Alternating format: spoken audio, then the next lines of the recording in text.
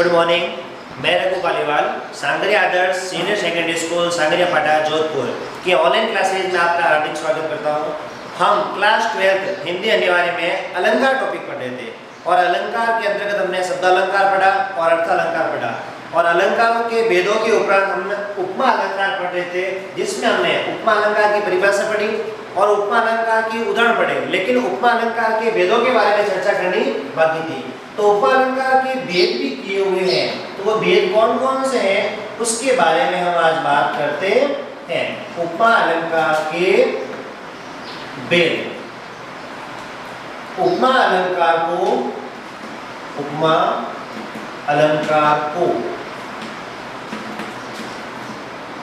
3 भागों में बांटा गया है। कितने भागों में? 3 भागों में बांटा गया है। अब 3 भाग कौन कौन से हैं? नंबर 1 मालोपमा,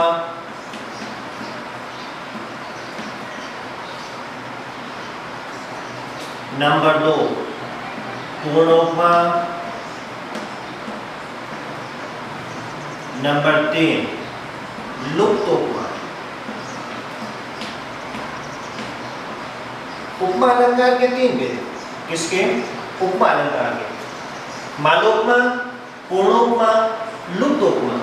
मालोपमा का मतलब ये होता है माला, माला मतलब चैन, ठीक है। तो मालोपमा का मतलब ये होता है काव्य में जहां उपमेय के लिए, किसके लिए? उपमेय के लिए उपमानों की, उपमेय के लिए उपमानों की जड़ी लग जाती है। क्या लग जाती है? जड़ी लग जाती है।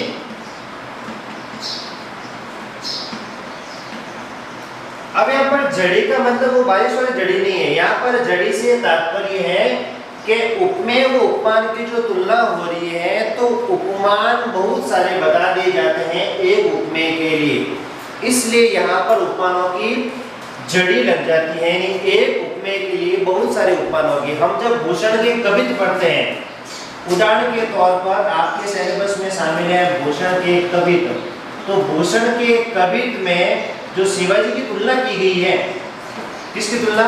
शिवाजी की तुलना बहुत सारे देवी देवताओं से की गई है, जीवों से की गई है। तो वहां पर भूषण का जो कवित है इंद्र से की गई है, शिव से की गई है, विष्णु से की गई है। तो वहां पर एक शिवाजी की तुलना बहुत सारे उपमानों से की गई है आपके, इसलिए वहां पर अलंकार तो कौन सा होगा? मालोपमा होगा।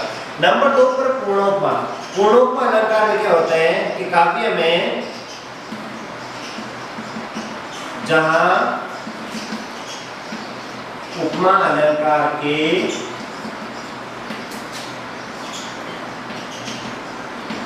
चारों अंग प्रयुक्त होते हैं। कौन से अंग? चारों अंग प्रयुक्त होते हैं। अब चारों अंग कौन कौन से बात हुई थी अपने उपमा अलंकार में? चारों अंग कौन कौन से वे इनके बारे में चर्चा हो चुकी है। एक बार वापस सुन लो एक बार। उपमेय है, उपमान है, समान गुणधर्म है और चौथा कौन सा है? वाचक शब्द। ये चारों जब प्रयुक्त किए जाएंगे तो मतलब वो अपने आप में उदाहरण क्या बन जाएगा? पूर्ण बन जाएगा। तो उपमा अलंकार का जो ये एग्जाम्पल है, सीता का मुख चंद्रमा के समान सुंदर है। अगर हम इस उदाहरण को भी वापस ले ले, सीता का मुख चंद्रमा के समान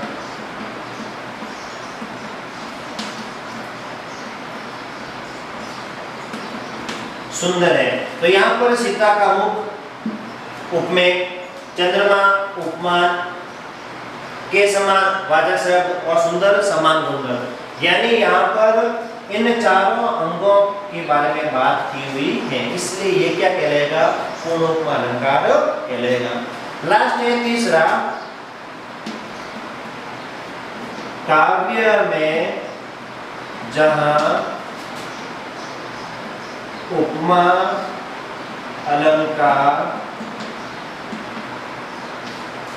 का कोई भी एक अंग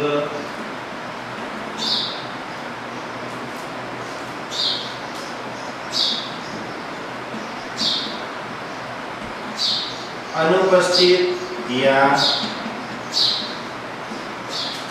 गायब रहता है।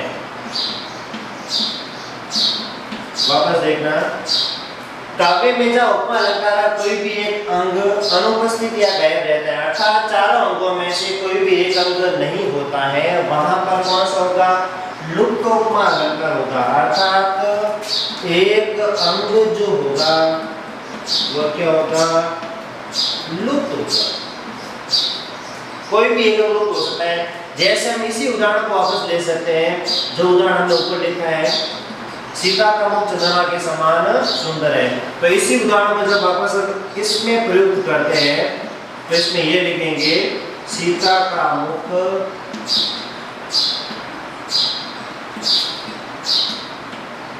चंद्रमा के समान है। सीता का मुख चंद्रमा के समान है।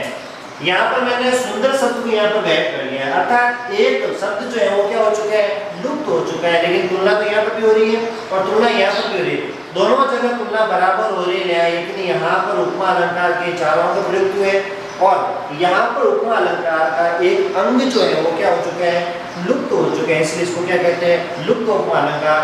इसको पूर्ण उपमा इसलिए कहते हैं क्योंकि इसमें उपमा अलंकार के चारों अंग क्या हुए हैं? प्रयुक्त हुए हैं और इसमें एक अंग लुप्त हो चुके हैं, इसलिए इसको पूर्ण उपमा कहते हैं और इसे लुप्त उपमा कहते हैं। और मालोपमा काव्य में जहाँ उपमेय के लिए उपमानों की जड़ी लग जाती है, यानी एक उपमेय के लिए बहुत सारे उपमान दिए जाते हैं, तो हमें ध्यानपूर्वक मालोपमा, पूर्णोपमा, लुप्तोपमा, उपमा अलंकार के भेदों के बारे में अभी तक पूछा हुआ नहीं है आपके कौन से भेद होते हैं, लेकिन एग्जामिनर ने उपमा अलंकार टॉपिक में हमने दे दिया है तो कंपल्सरी हमें मालोपमा के बारे में, पूर्णोपमा के बारे में और लुप्तोपमा के बारे में जानकारी प्राप्त करनी जरूरी है। तो यहाँ पर आपके उपमा अलंकार कंप्लीटली पूरे हो जाते हैं। आपके उपमा अलंकार के पश्चात हम नेक्स्ट अलंकार की जब बात करते हैं वह अलंकार होते हैं रूपक अलंकार। कौन सा अलंकार होता है? रूपक अलंकार। रूपक अलंकार में भी उपमेय व उपमान की बात की जाएगी, लेकिन यहाँ पर उपमा अलंकार व रूपक अलंकार में कुछ अंतर भी है, उस अंतर को जानना अपने लिए बहुत आवश्यक है। तो नंबर 2 पर जो है उपमा अलंकार के पश्चात अर्थालंकार में वह है रूपक अलंकार। कौन सा अलंकार? रूपक अलंकार।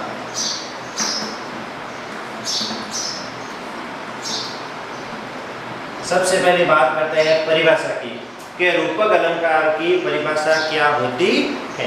उपमा अलंकार की जैसे हमने परिभाषा पढ़ी है वैसे वैसे रूपक अलंकार की परिभाषा उसी के थोड़े अकॉर्डिंग लेते हैं हम कि काव्य में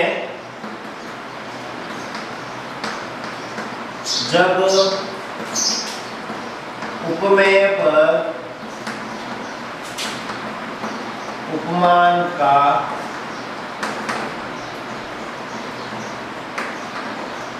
अभेद आरोप किया जाता है उसे रूपक अलंकार कहते हैं।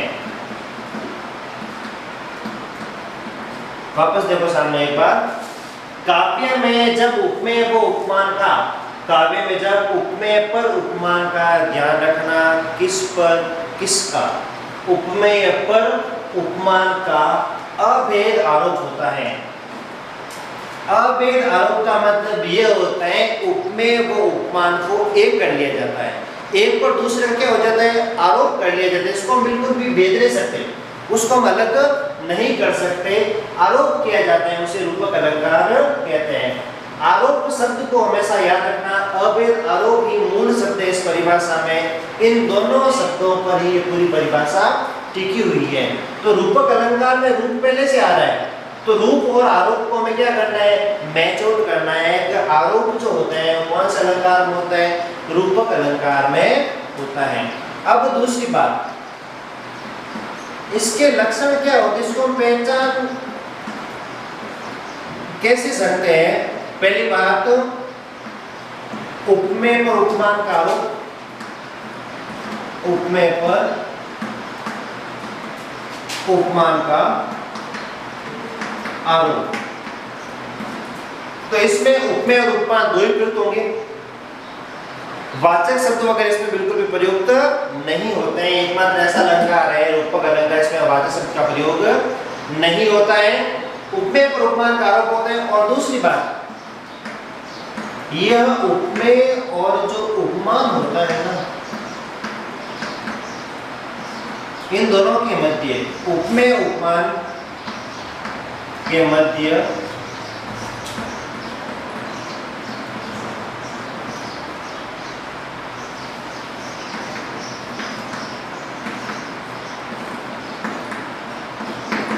प्राय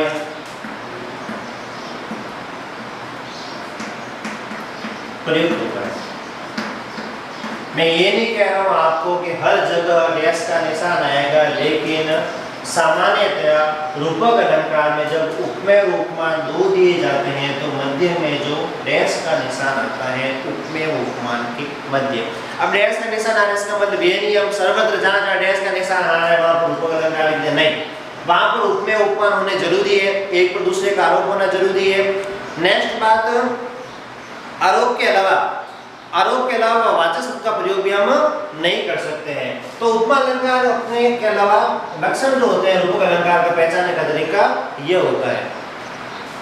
हम अलंकार टॉपिक पढ़ रहे थे क्लास 12th में, और अलंकार में हमने रूपक अलंकार पढ़ा था, जिसमें हमने रूपक अलंकार की परिभाषा पढ़ी और रूपक अलंकार लक्षण पढ़ा। अब हम रूपक अलंकार के उदाहरण पढ़ते हैं कि किस प्रकार हम रूपक अलंकार को पहचानेंगे। तो रूपक अलंकार का सबसे बेस्ट जो एग्जांपल है, जो कंपटीशन एग्जाम में पूछा जाता है और 12th में आपके लिए भी कंपलसरी है, वह ये है अंबर पनघट में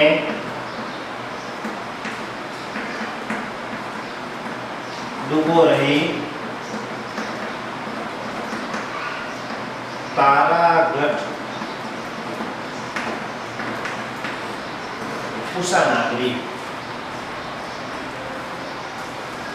उदाहरण को ध्यान से देखना, अंबर पनघट में डूबो रही तारागढ़ उषा नागरी।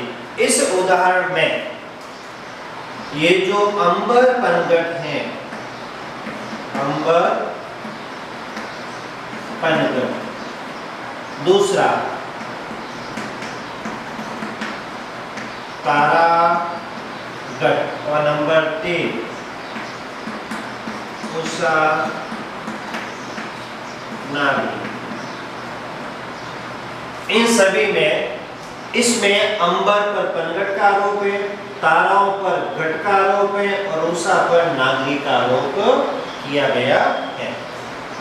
इनको जब हम देखते हैं, अंबर रूपी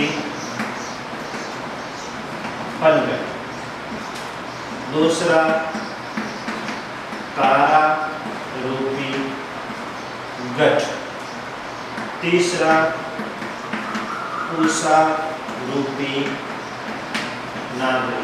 तो इन तीनों में अंबर पर पनघट का आरोप किया गया, ताराओं पर घट यानी गड़ा का आरोप किया गया, उषा पर नागरी का आरोप किया गया है।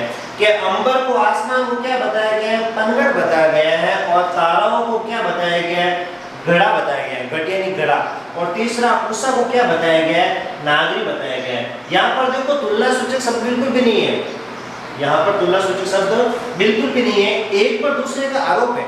अंबर पर पनघट का आरोप, ताराओं पर घट का आरोप और उषा पर नागरी का आरोप। लेकिन हमने पढ़ा था उपमा अलंकार में किसी भी उदाहरण में उपमा वाचक शब्द प्रयुक्त जरूर होगा, लेकिन यहाँ पर ऐसा बिल्कुल भी नहीं है। यहाँ पर डायरेक्ट अंबर पर पनघट का आरोप, ताराओं पर घड़ों का आरोप और उषा पर नागरी का आरोप। उसके बाद मैंने ये कहा था उपमेय पर उपमान का आरोप होता है, और उपमेय उपमान के मध्य में डैश का चिन्ह प्राय आता है। प्राय का मतलब ये होता है हर जगह नहीं पर आता है, कहीं कहीं पर आता है। यहाँ पर देखो बीच में डैश का निशान यहाँ पर भी है, यहाँ पर भी, यहाँ पर। ऐसा नहीं कि मैंने वो जानबूझ के लगा दिया, लेकिन ऐसा कुछ भी नहीं है। प्राय यहाँ पर निशान दिया जाता है, नहीं भी हो तो भी हमें ध्यान रखना है जहाँ पर उपमेय पर उपमान का आरोप होता है, अर्थात जहाँ पर वाचक शब्द नहीं होते, हमें लगता है ऐसा कि तुलना हो रही है कुछ न कुछ, आरोप हो रहा है एक दूसरे का, तो वहाँ पर हमेशा कौन सा होगा, रूपक अलंकार होगा।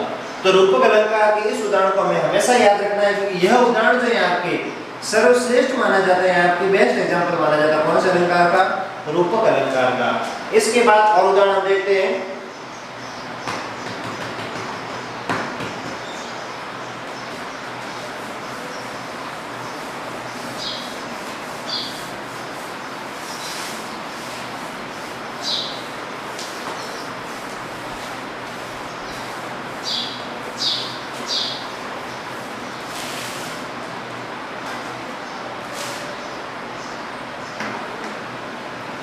रूपक अलंकार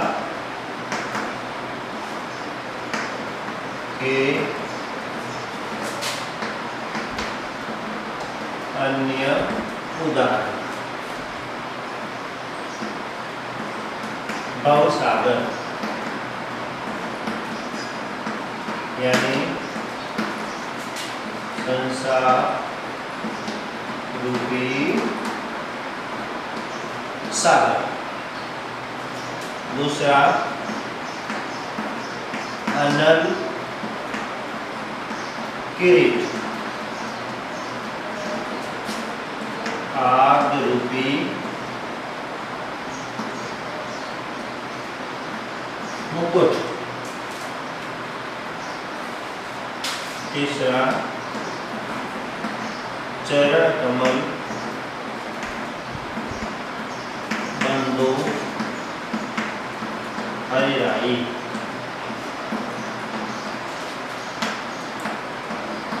चरण रूपी कमल, चरण कमल बंदो हरिराई अर्थात चरण रूपी कमल।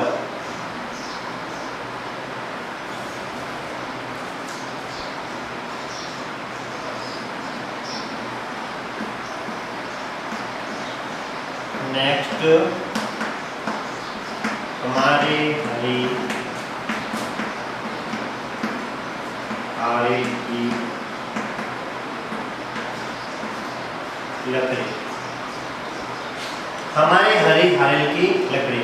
यहाँ पर ईश्वर को हारेल की लकड़ी बताया गया है, ईश्वर को हारेल की लकड़ी बताया गया है, अर्थात जिस प्रकार गोपियों का संबंध श्री कृष्ण से है, उसी प्रकार हारेल पक्षी का संबंध किससे है, लकड़ी से है। तो ये एग्जाम्पल भी किसमें माना जाएगा, रूपक अलंकार के अंतर्गत माना जाएगा। अब रूपक अलंकार के उदाहरणों के बाद हम रूपक अलंकार के जब भेदों की बात करें, रूपक अलंकार के भेद, तो रूपक अलंकार के जब हम भेदों की बात करें तो रूपक अलंकार को 3 भागों में बांटा गया है। कितने भागों में, 3 भागों में। रूपक अलंकार को 3 भागों में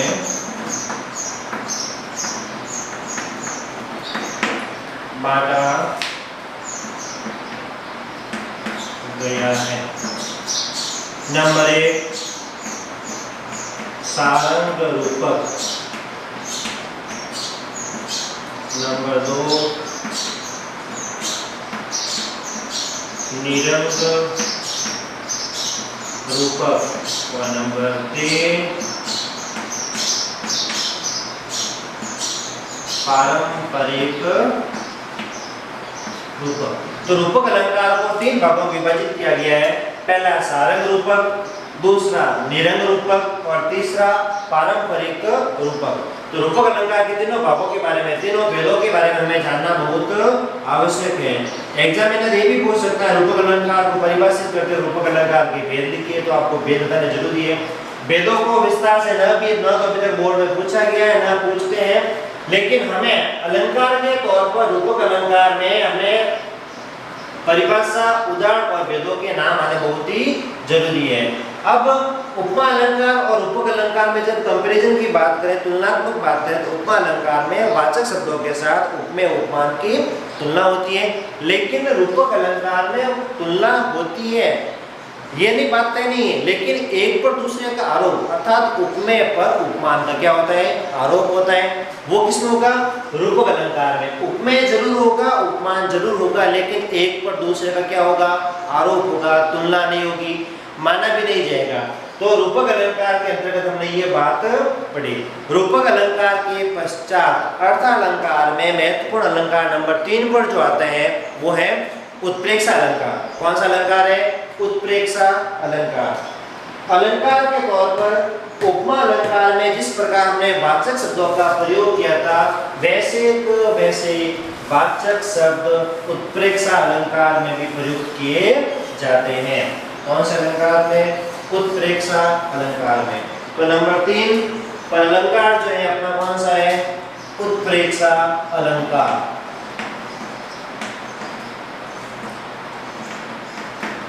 उत्प्रेक्षा अलंकार। परिभाषा की बात करें, काव्य में जब उपमेय को उपमान मान लिया जाता है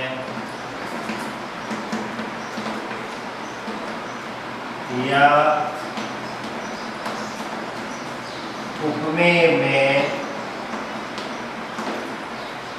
उपमान की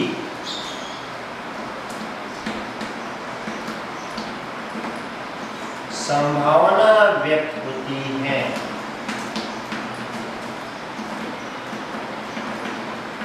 उसे उत्प्रेक्षा अलंकार कहते हैं। वापस देखो परिभाषा, काव्य में जब उपमेय को उपमान मान लिया जाता है या उपमेय में उपमान की संभावना व्यक्त होती है या व्यक्त की जाती है, उसे उत्प्रेक्षा अलंकार कहते हैं। ये उत्प्रेक्षा अलंकार की परिभाषा होती है। अब उत्प्रेक्षा अलंकार के प्रमुख वाचक शब्द कौन कौन से हैं? जैसे वाचक शब्द हमने उपमा अलंकार में पढ़े थे, वैसे कुछ वाचक शब्द उत्प्रेक्षा अलंकार में भी प्रयुक्त होते हैं। जैसे जनु, जानो, जानो, जानो, मानो, मानो,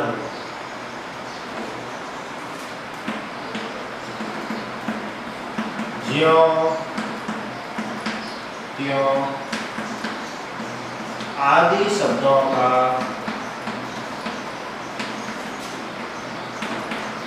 उपयोग होता है। ये है उत्प्रेक्षा अलंकार के वाचक शब्द। कौन कौन से? जनो, जानो, जानो, जानहु, मानो, मानो। जनो, जानो, मनो, मानो। ठीक है। इसमें और शब्द और जाएगा आपके, मानहु, मनु, ज्यों त्यों आदि शब्दों का क्या होता है? प्रयोग होता है। तो ये सभी शब्द जो होंगे वो किस में आएंगे? उत्प्रेक्षा अलंकार में आएंगे। जैसे मैंने उपमा अलंकार को पहचाना था वाचक शब्दों के अनुसार, वैसे हमें उत्प्रेक्षा अलंकार को भी वाचक शब्दों के अनुसार पहचानना है। अब देखते हैं उदाहरण।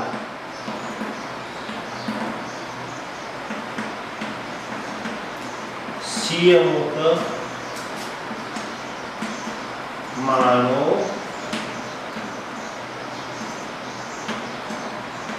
चंद्र है। यहां पर देखना, सीता के मुख को चंद्रमा माना गया है। सीता के मुख को क्या माना गया है? चंद्र माना गया है। तो यहाँ पर देखना, काव्य में जब उपमेय को उपमान मान लिया जाता है, उपमेय को उपमान मान लिया जाता है या उपमेय में उपमान की संभावना व्यक्त हुई या उपमेय में उपमान की क्या होती है, संभावना व्यक्त होती है। कुछ समय के लिए उपमेय को उपमान माना जाता है, माना जाएगा, संभावना व्यक्त की जाएगी, वो किसमें होगी, उत्प्रेक्षा अलंकार में। तो सीय मुख जो है वह क्या है, उपमेय। चंद्रमा क्या है, उपमान। मानव क्या है,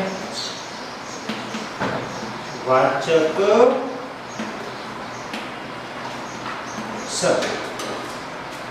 इन तीनों को ध्यान से देखना, उपमेय, उपमान और वाचक शब्द। तो उपर्युक्त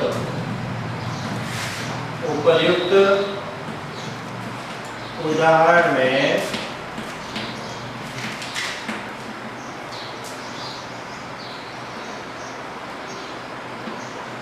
सीता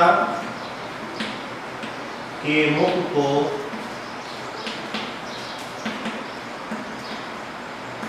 चंद्रमा माना गया है। उपर्युक्त उदाहरण में सीता के मुख को चंद्रमा माना गया है। ये इस बात को हम ऐसे भी लिख सकते हैं, सीता के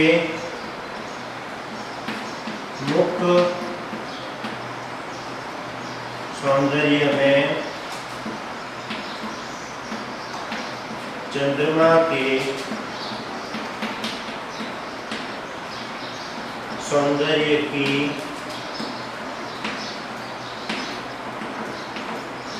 संभावना व्यक्त हुई है। उदाहरण को ध्यान से देखना, उदाहरण को जो स्पष्ट किया गया उसको भी ध्यानपूर्वक देखना।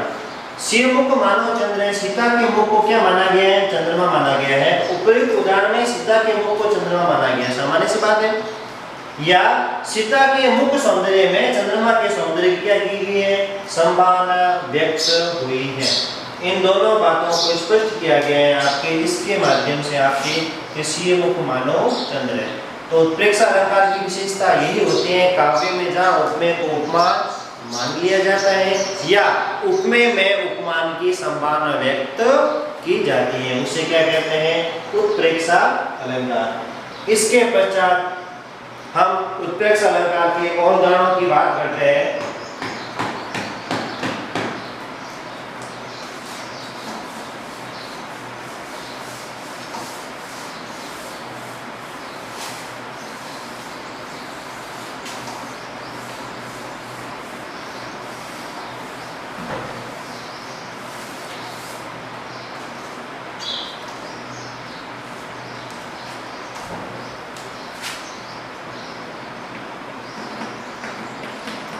हरिमुख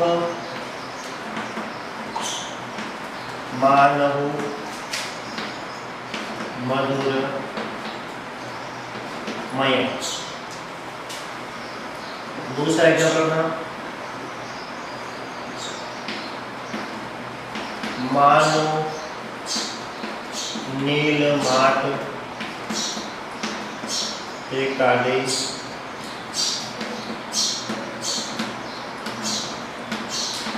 जमुना जाय पखारे।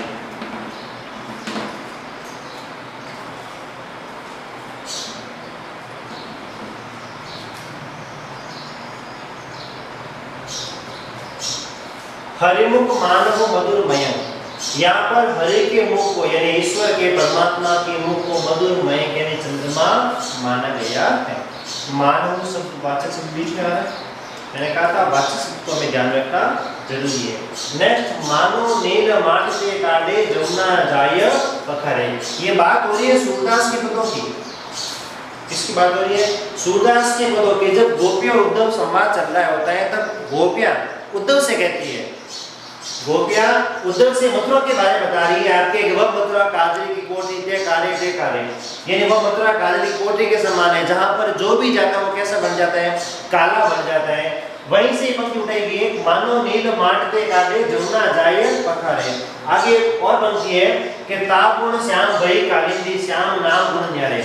इसके जस्ट 50 पंक्ति है, लेकिन अलंकार इसी में है कि मानो गोपियां उद्धव से कहती हैं कि ऐसा लगता है श्री कृष्ण है, उद्धव जी है, अक्रूर जी है, ब्रह्मण है, सभी उन सबको नील के माटे में से निकालकर, मानो नील माटते काटे, काटे निकालना, मानो नील माटते काटे जमुना जाए पखारे, पखारना यानी स्वच्छ करना, यानी उनको स्नान करना। मानो नील माटते काटे, गोपियां उद्धव से कहती है कि ऐसा लगता है आप सभी को नील के माटे में से बाहर निकालकर जमुना में ले जाकर क्या कर दिया है, नहा दिया है, जिसकी वजह से आपके जमुना नदी का रंग जो है, उसके पानी का रंग जो कैसा हो चुका है, नीला हो चुका है।